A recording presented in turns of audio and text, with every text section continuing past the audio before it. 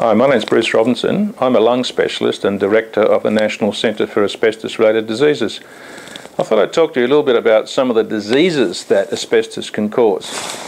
And there are a number of them, but basically there are two sorts. It can cause scarring in the lung, or it can cause cancer. When it's scarring, which is not cancer of course, the scarring can be on the outside of the lung. The outside's called the pleura, it's the casing of the lung. And when there's a lot of scarring in the casing of the lung, we call it plaques, or sometimes it's really extensive when we call it thickening. But it's not cancer, and it doesn't lead to cancer. It can cause restriction of breathing, pain, breathlessness on exertion, but it is on the outside of the lung tissue. It can also cause scarring on the inside of the lung tissue itself, and that's what we call asbestosis.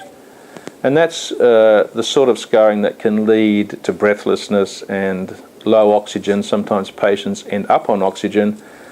Not everyone progresses to the point of needing oxygen. For some people it's just a very mild bit of scarring that doesn't get worse for the rest of their life. But for others it can be quite rapidly progressive, needing oxygen. The second sort of disease that asbestos can cause is cancer.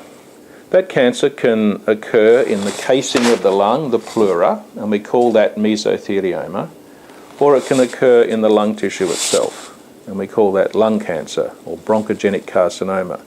Different sorts of cancers in the lung, similar to the cancers of the lung that are caused by smoking alone. But they're the two main sorts of cancers, and they're quite different. There you go, that's that one.